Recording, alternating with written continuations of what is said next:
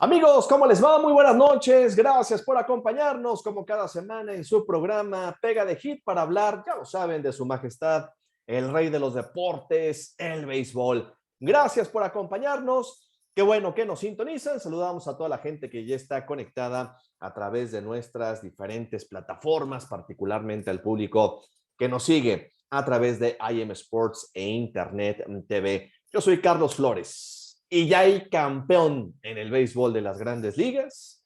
Por cuarta ocasión en su historia, los Bravos de Atlanta son los monarcas del mejor béisbol del mundo. Nominaciones especiales de la Liga Mexicana de Béisbol y otros temas aquí en Pega de Hit. Quédense con nosotros, mi querido Johnny Mendoza. ¿Cómo estás, Johnny? Un abrazo, buenas noches.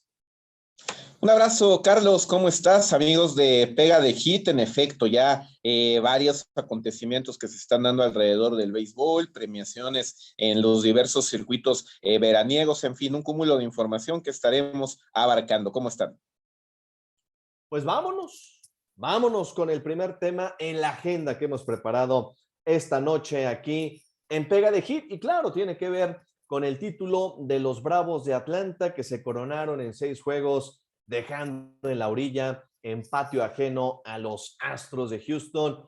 Un título a toda honra para un equipo que se ha ido reconstruyendo con el paso del tiempo. Fueron 26 años sin un gallardete para los Bravos de Atlanta, ese equipo que cautivó por una enorme constelación de peloteros, particularmente de enormes pitchers en la década de los 90, a muchos fanáticos que hoy son de hueso colorado, seguidores de los Bravos y también en términos generales del béisbol. Pues 26 años después, el equipo del señor Brian Snitker fue el campeón de las Grandes Ligas, el conjunto de los Bravos de Atlanta. Y hemos preparado esta gráfica para que observen con qué tema económico Bravos logró el campeonato de la Serie Mundial. Llevarse la Serie Mundial, una enorme labor, me parece, la que hace sobre todo al arranque de la campaña, ajustes a la mitad de la temporada para perfilar el equipo a grandes cosas en el último tramo del calendario regular. El gerente general Alex Anthopoulos hizo prácticamente movimientos mágicos, muy atinados, con mucha precisión, sobre todo transformando el outfield de los Bravos, que fue maravilloso en la postemporada, obviamente también en la Serie Mundial, para este campeonato, para este cuarto gallardete en la historia del equipo de los Bravos de Atlanta. Pero observamos en esta gráfica las nóminas de los equipos que estuvieron en postemporada, los 10 que clasificaron al playoff. Pues la nómina de los Bravos, de los 10 que estuvieron en la postemporada de las Grandes Ligas, fue la número 8 con 107 millones de dólares. Muy, pero muy lejana cifra a la nómina que tienen los Dodgers, por ejemplo, o a la nómina que tienen los Yankees de Nueva York, o los Medias Rojas de Boston, que son los 3 equipos en lo económico, Johnny, más poderosos del béisbol. Y yo creo que Atlanta, desde hace rato, como bien lo estás mencionando, creo que es un equipo que no depende tanto de ir al mercado por los grandes nombres. O sea, si revisamos ese roster que ellos tienen, Dansby Swanson, Ozzie Albies es un peloterazo que tiene ya un contrato importante multianual y que la verdad les está saliendo muy barato y les está rindiendo mucho a nivel deportivo. Swanson, Riley, Adam, Duvall, en fin, son peloteros que pues ninguno de ellos creo que se tienen considerados como unos superestelares, como tal vez sí lo sea ya Freddie Freeman, pero Bueno, a Freddie Freeman, ¿dónde lo fueron a conseguir? A ningún lado. Freddie Freeman siempre ha sido parte de esa granja de los Bravos de Atlanta. Creo que es un modelo muy parecido al que tienen equipos como los Cardenales de San Luis, que rara vez van por un superestelar. Y Atlanta creo que lo refleja desde aquellas épocas que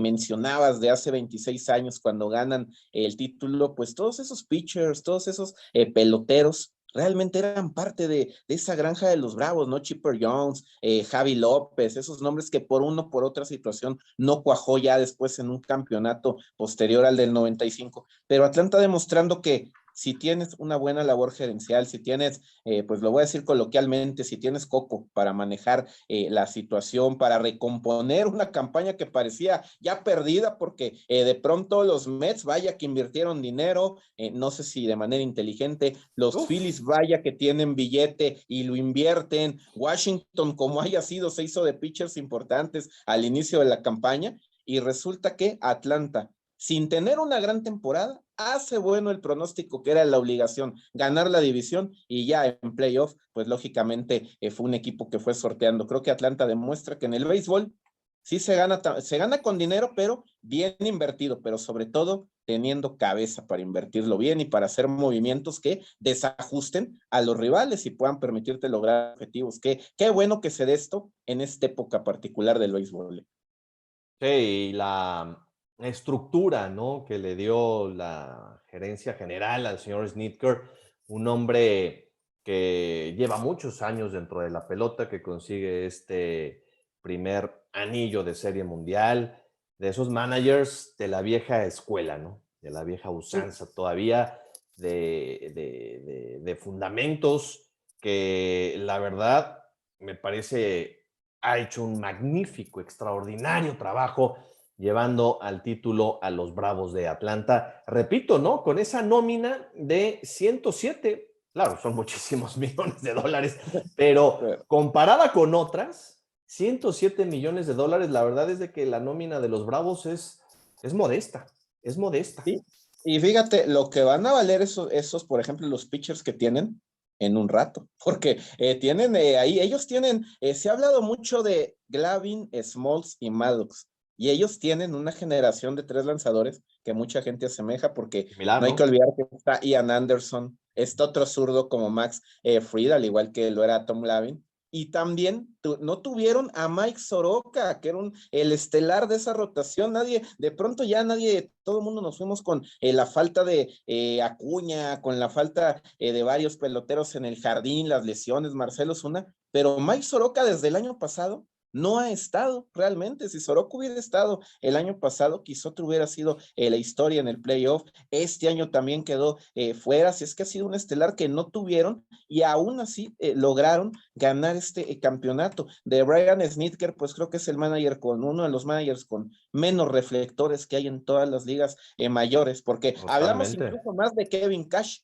porque en ese equipo de Tampa Bay todo el mundo habla de Kevin Cash, no tanto de los peloteros, pero aquí en Atlanta de pronto su figura de Snitker se va Tiene perdiendo, nadie lo razón. tiene. Ahí todo el mundo habla de Joe Girardi, todo el mundo habla de otros managers que andan Es en la más, división. Johnny, no sé si te llegó a ocurrir, pero pues, a mí mucha gente me dice, oye, ¿quién es el manager de los Bravos? ¿Quién es Se ese? habla más de Don Mattingly en esa división Nadie que lo de, conocía, que ¿eh? de, que de Brian Snitker, ¿no? O Realmente, mucha gente no conocía al manager de los Bravos de Atlanta. de la baraja de managers de postemporada, simplemente, Alex Cora, Uh -huh. Aaron Boone, Kevin Cash, Tony La Russa, ¿quién hablaba de Brian Snitker? O sea, creo que es muy parecido el caso al de Mike Shield de los Cardenales, gente que hace un muy buen trabajo, pero me gusta, Carlos, que de pronto haya gente que viva procesos para llegar a las grandes instancias. ¿Por qué lo digo? Porque el caso de Boone, por ejemplo, managers que de la cabina de transmisión, después de haberse retirado, 2, 3 años de analista, y ya vas a manejar a los Yankees, ¿no? O Mike Matheny, que es un gran catcher, pero que inmediatamente fue a manejar luego a grandes ligas. En cambio, Snitker, un hombre que de sus cerca de, parece que 66 años de vida, si no mal recuerdo, más de 40 los ha vivido con la organización de Atlanta en diversos roles. Así es que es un tipo muy, muy probado, sin el gran nombre, pero con una experiencia que ya quisieran muchos de los que están manejando en grandes ligas. Que vean las enormes diferencias, ¿no? La nómina de los Dodgers, $175 millones, fracasaron. Ahí La de está. los Yankees, $156 millones. Bueno, los Yankees llevan fracasando muchos años. La de Boston, $140 millones, fracasaron. Cardenales de San Luis, $136 millones, fracasaron. Los Gigantes, sí, tuvieron una gran campaña, $132 millones.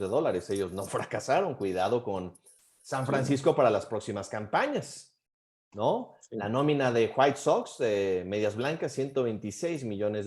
También creo que están en un proceso donde pronto van a ver los resultados favorables del trabajo que han estado realizando y de lo que han estado invirtiendo en los últimos años.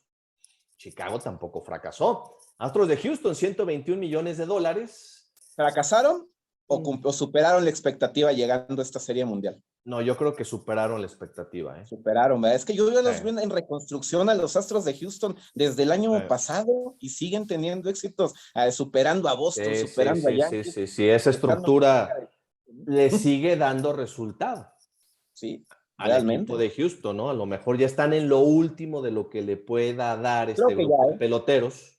Sí. Pero yo creo que no fue un fracaso y a final de cuentas, pues debe de sentirse más que satisfecha la organización, ¿no? Por haber llegado a la Serie Mundial, obviamente. Después la de Atlanta, $107 millones. Vaya trancazo y campanada con tan poco, ¿no? Insisto, tan poco. 80 millones la de Cerveceros de Milwaukee, ya equipo que está abajo de los 100 millones y que va a dar mucho de qué hablar esta organización en las próximas campañas. Sí, tienen mucho picheo. Y el equipo que sigue sorprendiendo porque hace mucho con tan poco, $44 millones, la nómina de los Rays de Tampa. Así que, pues son los equipos que llegaron a la postemporada y qué diferencia hay, ¿no? Pavorosa, tremenda en el valor de nómina, ¿no? En lo que gastan en sus jugadores, unos y otros. Y fíjate, y equipos que también de pronto equivocan el ir por un manager. Atlanta, me estás dando un muy buen ejemplo, fue por un manager que conocía la organización. No hay que recordar que los manejó Bobby Cox por muchos años, se retira. Brian Snitker releva y de manera interina en ese momento a Freddy González. Te acordarás de aquel cubano que se ha mantenido como instructor en ligas mayores, que manejó a los Marlins. Los cesan a Freddy González y nombran a Snitker y los resultados se van dando. En fin, vino una época difícil también para Atlanta porque no hay que olvidar que los Phillies se adueñaron por completo de esa división unos cuantos años cuando Filadelfia estaba llevándose a los grandes pitchers que había en el béisbol, pero a partir de que Atlanta retome el mando, ya no han vuelto a aparecer los Phillies, ni los Mets, ni ningún otro equipo. Si bien Washington ya ganó un campeonato, fue viniendo como comodín, viniendo abajo. Ahora, San Diego, por ejemplo, San Diego es el caso opuesto a los Bravos de Atlanta. ¿Por qué? Los Padres me parece que este año optaron, el año pasado optaron por un manager que no tenía la personalidad para manejar un grupo de peloteros así, que incluso no había tenido esas experiencias en grandes ligas como Chase Stingler. Al final fue notorio, el clubhouse de San Diego estaba deshecho, había broncas, el manager no decidía, el que decidía era el gerente, en fin, y termina siendo cesado, y ahora San Diego va por un tipo con la personalidad de Bob Melvin, que con equipos de muy bajo perfil ha hecho un buen trabajo en el oeste de las grandes ligas, ¿no? Sí, totalmente de acuerdo. Ya para rematar, irnos al siguiente tema. Sí, ojo y atención, porque creo que va a comenzar una era interesante. No sé si como la de Maddox, Glavine, Smalls. Es muy difícil, ¿verdad? Que sea una época como esta. Dificilísimo, ¿no? Maravillosa, pero bueno, ahí vienen los Stride, los Sanderson, los Uroka, ¿no? Ahora, yo veo un proyecto deportivo importante en Atlanta, porque veo peloteros de buena edad que pueden dar varios años y que a lo mejor no te van a costar tanto. Y yo no sé, creo que es imposible que volvamos a tener una rotación en cuanto a números, ¿no? Como Maddox, Smalls, Glavine, de Salón de la Fama, además, quizá no van a tener una carrera así. Pero a lo mejor, ¿quién te dice que pueden ganar más campeonatos que aquellos tres pitchers, ¿no? Que pueden contribuir porque Atlanta está haciendo bien las cosas y en este momento en Grandes Ligas, pues está abierta para todo el mundo la ventana, ¿no? Si logras invertir bien tu dinero, ¿no? Creo que Atlanta puede venir con más campeonatos, algo que desafortunadamente no lograron aquellos fantásticos, ¿no? Pues bien, vámonos con el siguiente tema porque ya se dieron a conocer los ganadores de los guantes de oro, tanto de la Liga Nacional como de la Liga Americana. Los ganadores del guante de oro en la Liga Americana, vámonos primero con el joven circuito. Pitcher, Dallas Keuchel, del conjunto de Medias Blancas de Chicago. Receptor, Sean Murphy, de los Atléticos de Oakland. Primera base, Yuli Gurriel, de Astros de Houston. Segunda base, Marcus Semien, del equipo de Azulejos de Toronto. Tercera base, Matt Chapman, de los Atléticos de Oakland. Campo corto, Carlos Correa, de los Astros de Houston.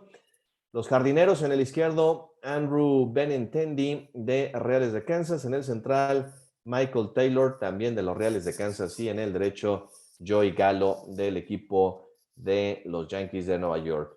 ¿Cómo ves, Johnny, los ganadores del Guante de Oro en la Liga Americana?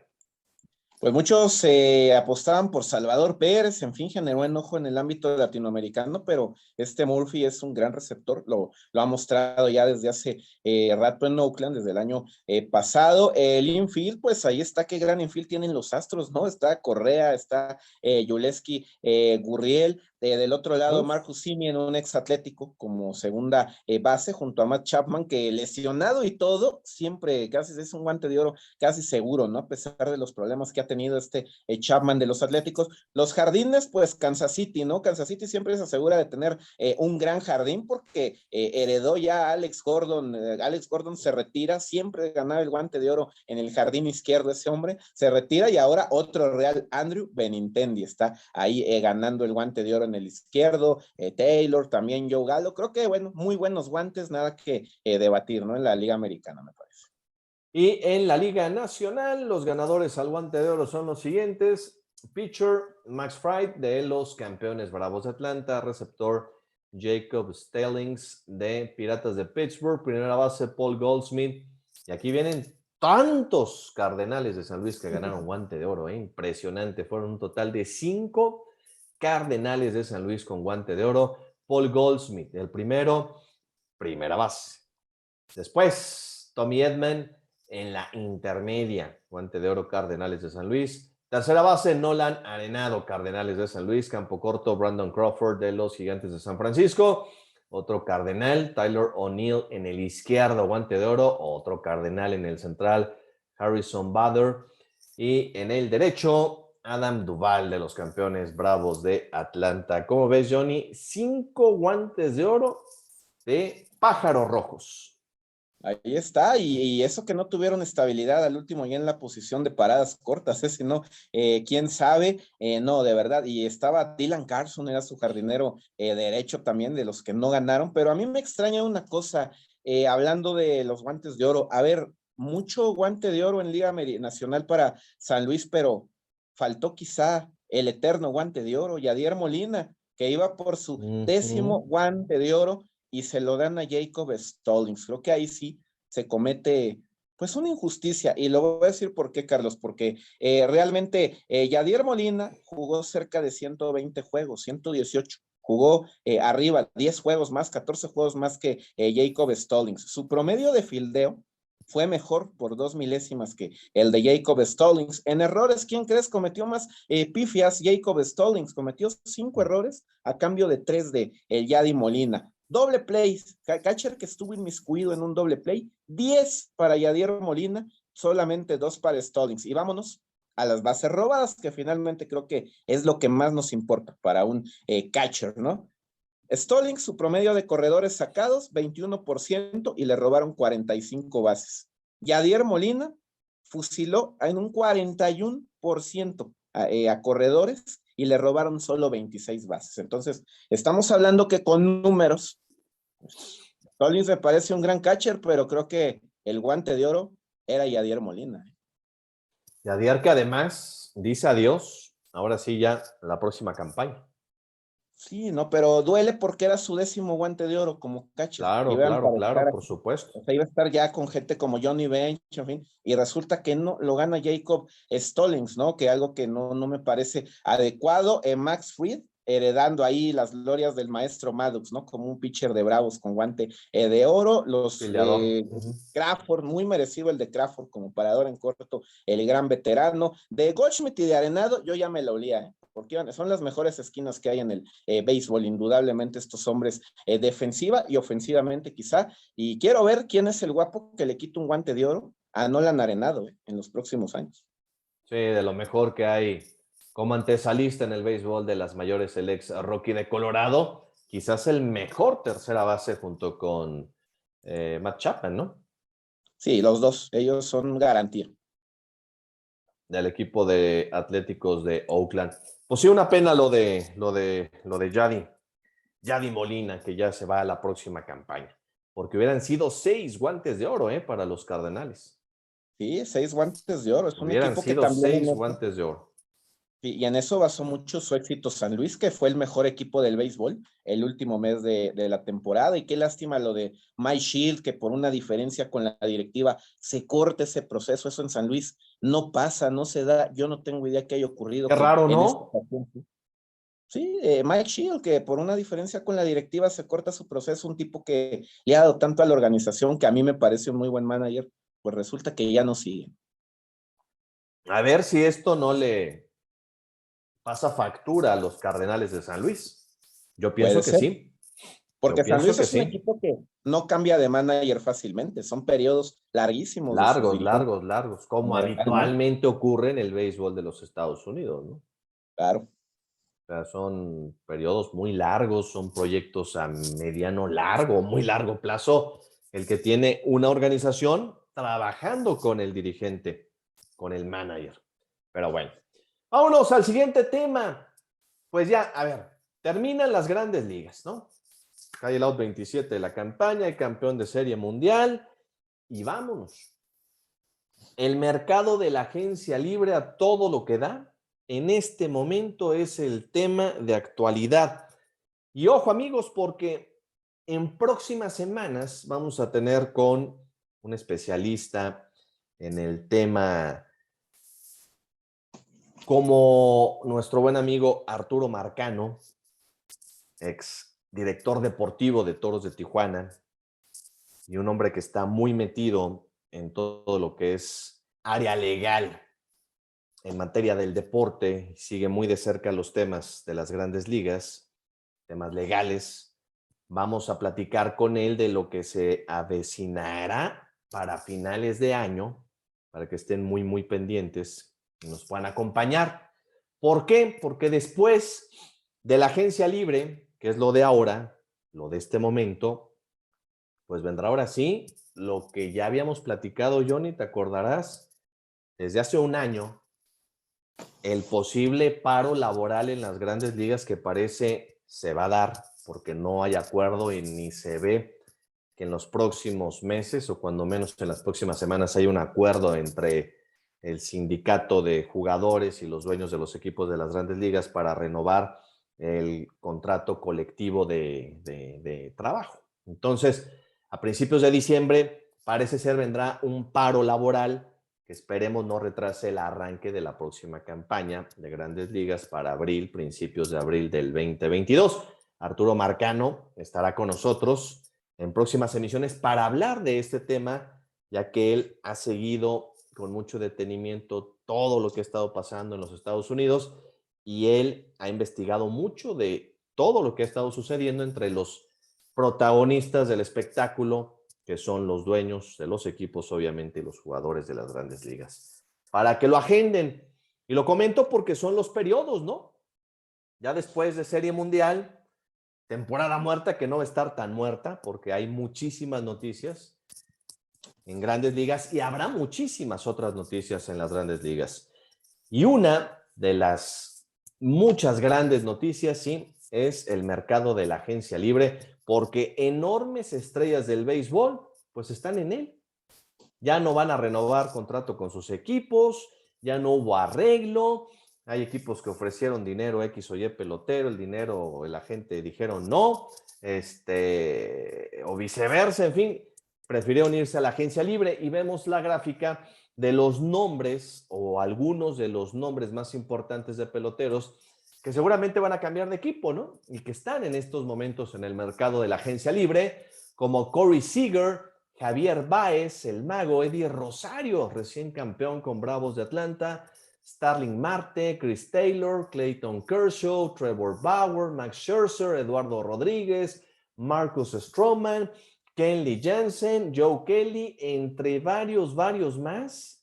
Pero qué bárbaro, ¿cuántos jugadores de los Dodgers de Los Ángeles, estrellas de los Dodgers que seguramente cambiarán de equipo, por lo que, pues yo no sé si esa época importante de Dodgers va a llegar a su fin o van a optar por que estos peloteros se vayan y comenzar la reestructuración y el trabajo con nuevos peloteros pensando en un corto mediano plazo, ¿no? Dodgers, ejemplo de lo que puede pasar con muchos otros equipos en grandes ligas, con el tema de la agencia libre. Sí, los Dodgers que pues ya desde hace rato creo que ya sienten que los días de Clayton Kershaw, pues ya los días de gloria de Clayton Kershaw han llegado a su final. Ellos pues se hicieron de Trey Turner, ¿no? Ellos están pensando a futuro en que Gavin Lux, un prospecto que ellos tienen, les reditúe jugando segunda base o campo corto, en fin, y ya poder salir de Corey Seager, que es uno de los campos cortos codiciados, ¿no? Que pudiera haber en este off-season, Trevor Bauer, ¿no? Que al final pues no cuajó con Dodgers por la razón que haya sido. En fin, está ahí la baraja, va a haber opciones muy importantes para todos los equipos que quieran armarse de manera equilibrada, de manera buena. La ventaja que tienen los Dodgers es que siguen teniendo dinero, ¿no? Ellos pueden ir por cualquier otra pieza, pero sí va a ser muy interesante también ver los acuerdos que pueda haber, si el bateador designado se termina ya en la Liga Nacional. Los peloteros se han pronunciado pues en contra ya de que el pitcher esté, más bien el pitcher que bate el lanzador, se termine esa regla en la Liga Nacional, quiero decir, los jugadores pues están en contra de esta situación, ya no les gusta que el pitcher esté consumiendo turnos, se podría dar el bateador designado universal en grandes ligas, pues hay muchas situaciones, Carlos, que Ojalá y se no. dan. El béisbol va cambiando, en fin, ya la próxima temporada, por ejemplo, se van a jugar extra innings de manera natural, de manera normal, ya esta regla del corredor de cortesía va a desaparecer, que me parece bueno, eso creo que era una excepción en año de pandemia, pero perduró un año más en una temporada larga, ¿no? Otros nombres importantes que están en el mercado de la agencia libre, el mexicano Sergio Romo, Albert Pujols, Freddie Freeman de los Bravos de Ahí, Atlanta. Seguramente lo van a retener. ahí van a llegar a un acuerdo, te lo puedo pero Seguramente, asegurar. seguramente. Sí. José Ramírez de los ex Indios de Cleveland. Ya van a cambiar de nombre los Indios, desgraciadamente, para la próxima campaña. Carlos Correa de Astros de Houston también está en la agencia libre. Trevor Story, uno de los mejores campo corto. Él ya desde hace Lo van rato a se ha perder los Rockies de Colorado. Qué pena con los Rockies, ¿no? Pero es el tema del dinero. Iba a ser diferente, pero no, pues es el tema del dinero. Los que tienen lana y los que no tienen lana. Oye, los Rockies. Arenado era su tercera base. Y ahora se les irá Trevor Sí. Story, uno de los mejores short que hay en el béisbol.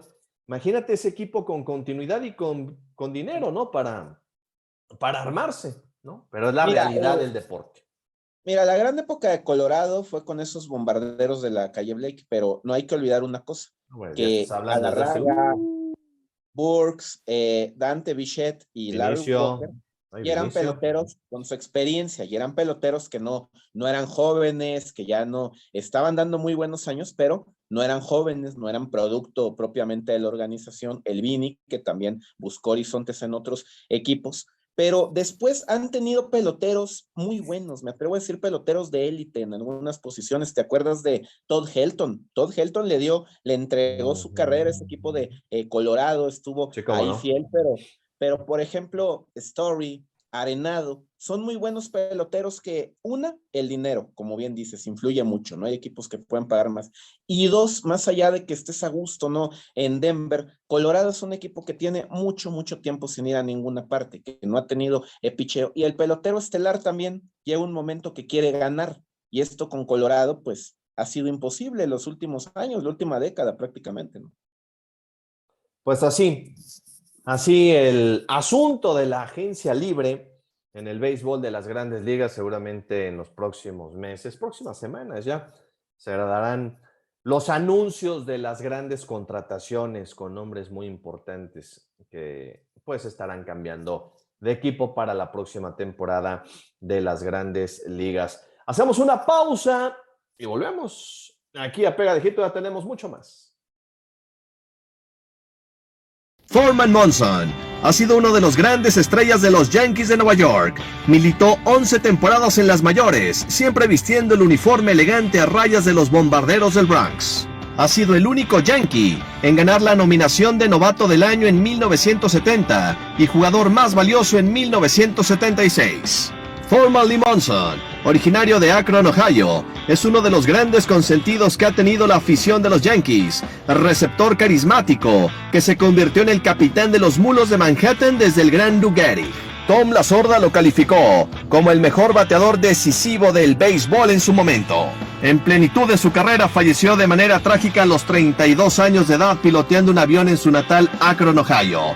El tercera base de los Yankees, Craig Nettles, comentó: "Todo acabó, se terminó la temporada para nosotros". El corazón y alma de los Yankees, Thurman Munson, participó en 7 Juegos de Estrellas, 3 veces ganador del Guante de Oro, y guió al título de la Serie Mundial a los Yankees de Nueva York en 1977 y 1978.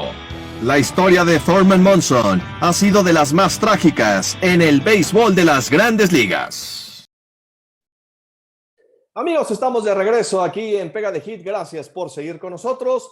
Vámonos con el siguiente tema de la agenda aquí en nuestro programa y es las nominaciones especiales de la Liga Mexicana de Béisbol. Hoy se ha dado a conocer ya la primera nominación especial.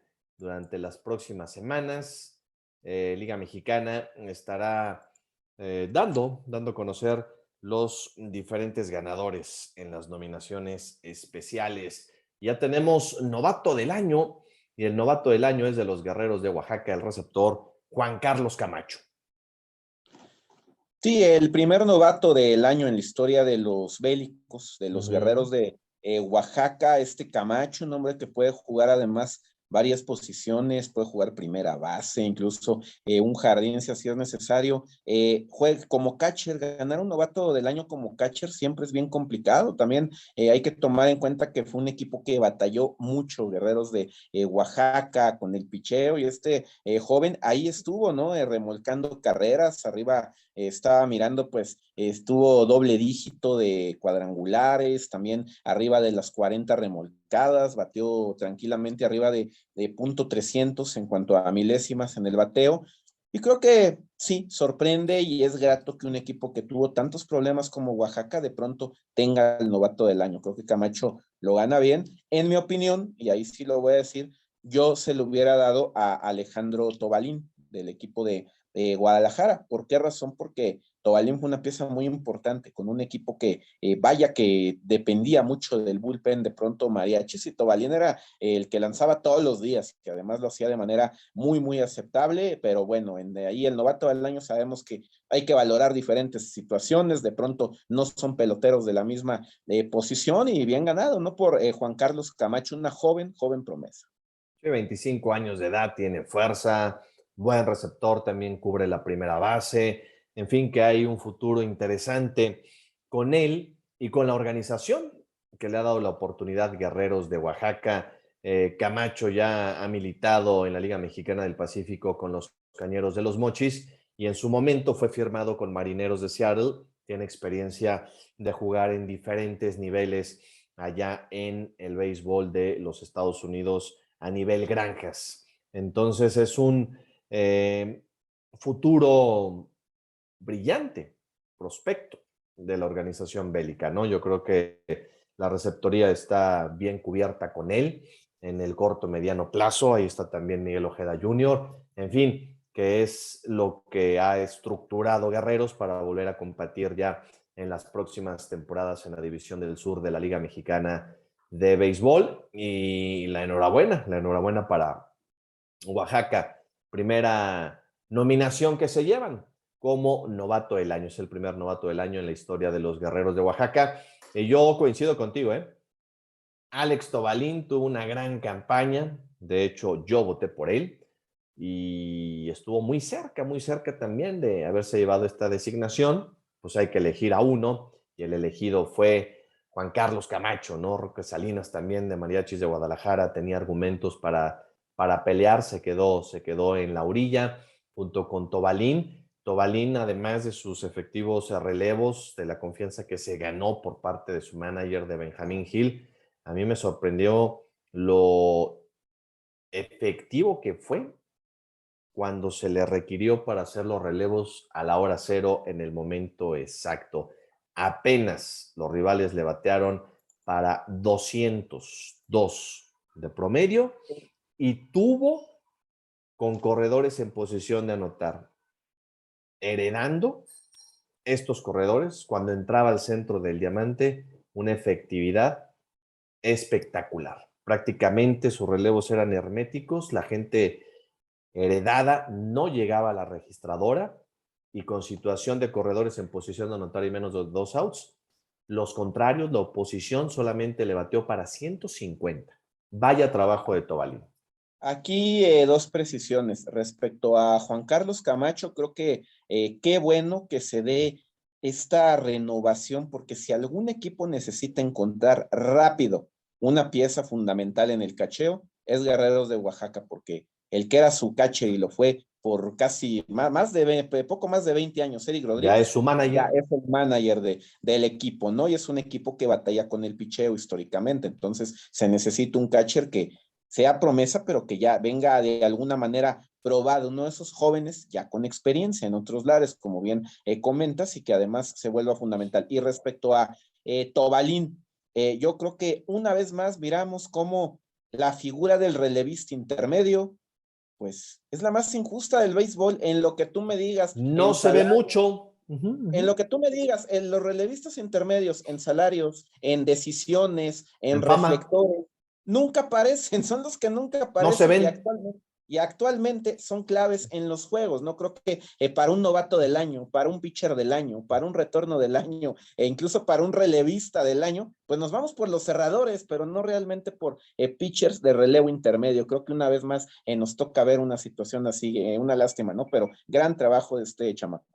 Sí. Muy buen trabajo de Tobalín, que creo que Mariachis tiene en él un brazo para muchos años, ¿eh? Y Bien qué bueno cuidado, bien que tenemos, trabajado, un brazo para muchos años. y qué bueno que tenemos al menos 3 nombres o 4 nombres, porque tenía rato que el novato del año, pues ya era cosa de que todo el mundo sabíamos quién iba a ser y no había debate. No hubo campañas cuando lo ganó aquel Sí. Manuel Rodríguez, ya liga mayorista con Yucatán, pues no había nadie alrededor de él, ¿no? Qué bueno que haya debate en este tema.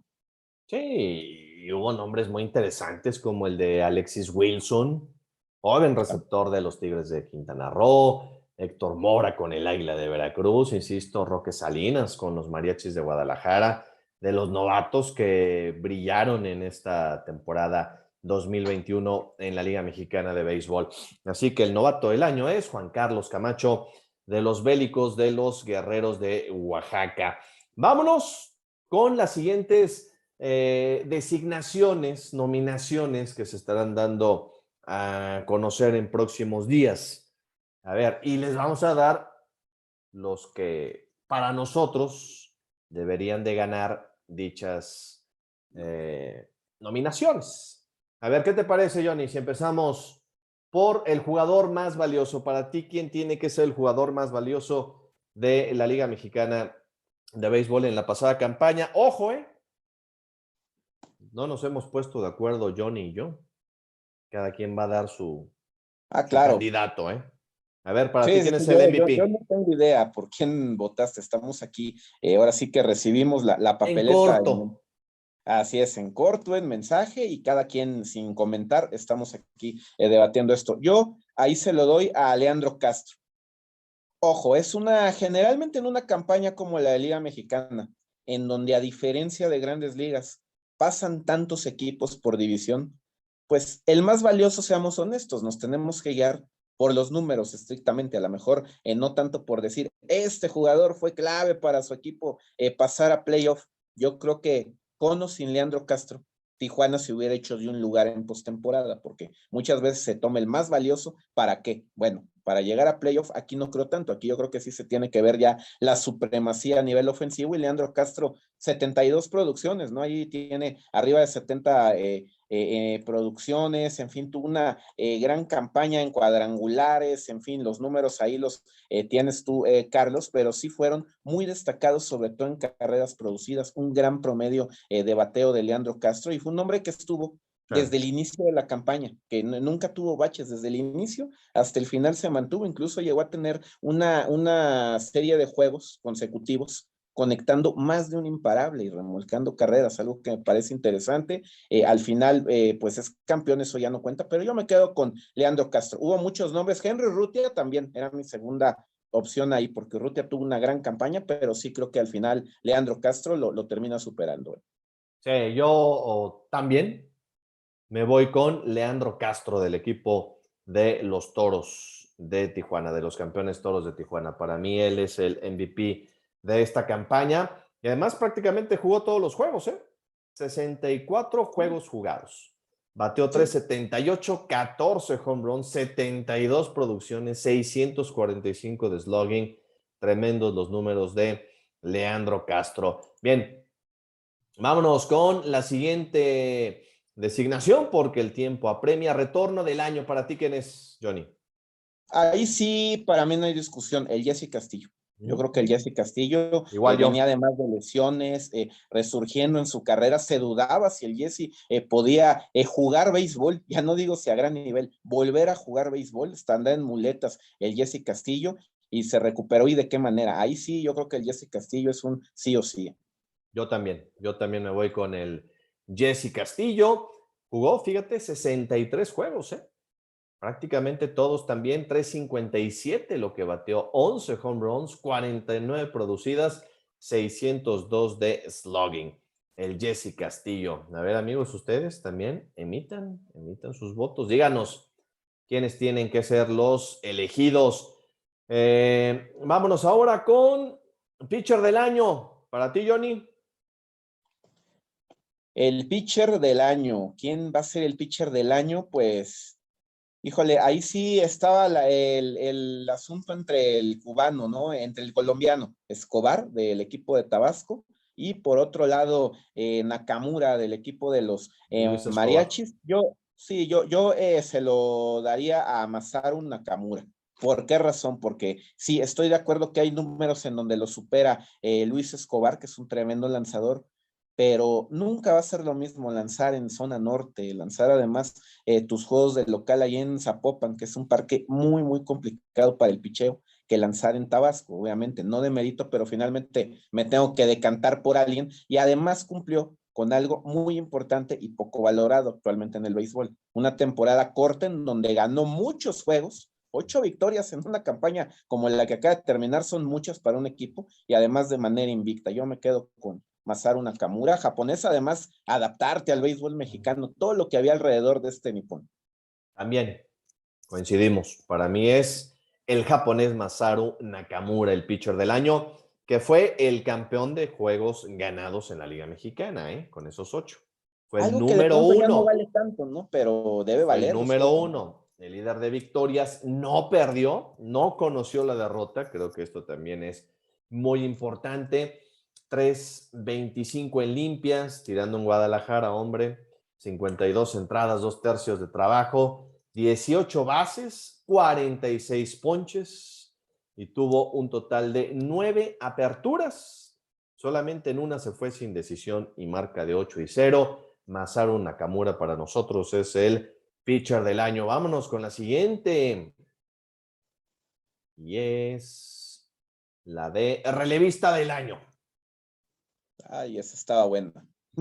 Esa estaba muy buena porque había figuras como la de Roberto Zuna, Noel Fernando Salas, que tuvo un año extraordinario, y por supuesto el equipo, y por supuesto Fernando Rodney, que La también era de las flecha.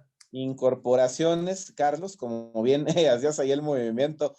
Fíjate, ahí yo no puedo votar por Roberto Zuna, realmente. Tú no puedes votar por alguno de Zaraperos, ¿no? Como se Algún había establecido. zarapero. Pero qué trabajo me costó decir que Fernando Rodney a lo mejor había superado lo hecho por Fernando Salas, porque digamos la efectividad es microscópica la de Fernando Salas, a diferencia de la de Rodney en otra zona. Pero también te voy a decir una cosa, como haya sido, Fernando Rodney salvó 16 juegos, y creo que eso tiene que valer mucho en una campaña como la que acaba de terminar. Además venía con la gran responsabilidad, y yo se lo daría a Fernando Rodney, ese premio. Sí, tuvo 1.80 en limpias. 1.80 Fernando Rodney. 3 ganados, 0 perdidos, 16 salvamentos. Fue el campeón de rescates de la campaña. 8 bases por bolas, 8 pasaportes nada más y 40 ponches. Ahí está, cumplió con la expectativa el dominicano, no hay duda. Coincidimos entonces, ¿no? Fernando Rodney. Vámonos, Pero también rápido. mención para Ozuna y Salas, totalmente. Sí. De hecho, yo ahí tuve mis dudas para esta elección que no fue nada fácil, ¿no? Entre Muy esos brava. tres. Sí. Entre la flecha Rodney, el Chufito Ozuna y Fernando Salas. Manager del año. Ahí creo que el tiro estaba entre Benjamín y Pedro Meré, porque sí, Luis Carlos Rivera, Malavé, pero no tuvieron récord ganador. Y un manager del año siempre, el primer requisito es tener un récord Totalmente de acuerdo. ganador y calificar a playoff. Creo que esas dos cosas tienen que ir ahí de la mano, ¿no? El caso de Meré, Benjamín Gil, yo me decanto por Pedro Meré y te voy a decir por qué. Yo también. ¿Hace cuánto que Tabasco no lo mirabas? No digo en playoff, no digo, no. ¿Hace cuánto que no mirabas a Tabasco en un segundo lugar de zona? No, Hay que ponernos a desempolvarlos. Oye, ¿Quién es quién? pero además, desde el 2013 no entraban a playoff. Desde el Sí, 2013. muchos atenuantes que había. Guadalajara. Pedro Mere. Equipo de expansión Guadalajara, pero también a Guadalajara le metieron muchos billetes, ¿eh? Tampoco fue un equipo que estuviera manco ya al iniciar la campaña, y creo que sí, bien que mal, traían al Titán, traían al Jesse. Estaban en una mejor competencia, creo yo, en el norte, pero los como sea hermanos Tabasco, Eras. no la tenía sencilla, ¿eh? Tuvieron mejor temporada que Yucatán, imagínate, y que el Águila de Veracruz, que invirtieron. No, y que los Tigres. Y que los también. Pericos de Puebla, que en el papel eran amplios favoritos para estar por encima de los Olmecas de Tabasco, ¿no? Así es, y Benjamín, tremendo trabajo de Benjamín, que no hay que olvidar. Indiscutiblemente. Que se ausentó muchos juegos Benjamín cuando andaban allá en Japón, y el manager fue Willy Romero, que mantuvo ahí la sintonía ganadora, pero sí, yo creo que Pedro Meré sí tiene un mayor mérito, ¿no? Bien dicho, coincido en esos conceptos.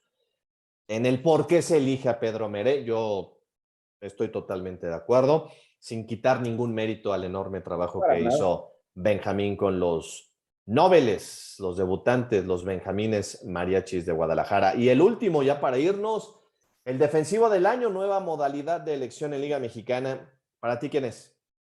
Mira, para mí es Emanuel Ávila, pero no puedo votar por él. Entonces, porque ¿en quién me reflejaría mi voto? Creo que es muy difícil. Creo que aquí sí la liga tendría que reconsiderar, porque, pues, ¿basado en qué? O sea, defensivo, pero son peloteros de diferentes posiciones. En fin, el único criterio, pues, son los errores cometidos, tal vez, en el número de juegos jugados, pero no es lo mismo. Sí, porque para algunos no es lo mismo jugar tercera base o short que... No.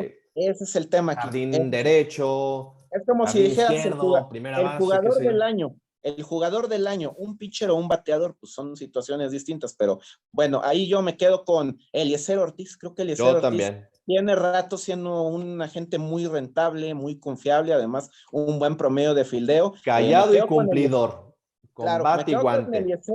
Pero en situaciones normales mi voto hubiera sido para Emanuel Ávila, pero tiene que ser para Eliezer Ortiz en segundo opción. Ya para irnos, los standings, Liga Mexicana del Pacífico y de la Liga de la República Dominicana, que ya comenzó. Vámonos con el del Pacífico. Siguen los Mayos de Navojoa en la primera posición, atrás De Guasave, Matías, Culiacán, exactamente. el Coyote que Ciudad regresó. Obregón, Jalisco, Fíjate, Hermosillo, Monterrey, Mazatlán, Mexicali y Mochis. el Coyote fue manager del año en esa liga con Navojoa precisamente y no repitió increíblemente. Pasaron 4 años, ha vuelto a manejar en ese béisbol. Realmente la única experiencia de Matías después de ese éxito con Navojoa hace 4 años fue manejar a Durango una temporada en Liga Mexicana. Se había alejado, se había vuelto coach, pero regresa Matías y con un equipo, Carlos, que tiene mucho menor presupuesto que Pues otros. modesto, ¿no? A punto de ganar el primer lugar y de asegurar el boleto a playoff allá en el invierno. Qué trabajo del Coyote de Tremendo. Macapul, Matías Carrillo. Standing de la Liga Dominicana que ya arrancó con grandes figuras como Albert Pujols. Águilas Ibaeñas, Estrellas Orientales, atrás Leones del Escogido, Tigres del Licey, Toros del Este y Gigantes del Cibao. Nos vamos, Johnny, fuerte abrazo, gran semana. Fuerte abrazo, Carlos. Hay que estar atentos a las nominaciones de ligas mayores, de Liga Mexicana y, por supuesto, al invierno mexicano, Liga Invernal, Liga de la Costa y Béisbol Caribeño. Y temas de interés que vamos a tratar con un ángulo periodístico muy interesante en próximas emisiones, temas dentro del béisbol para todos ustedes que no deberán de perderse, amigos, aquí en Pega de Hit. Gracias, buenas noches. Yo soy Carlos Flores. Pásela muy bien.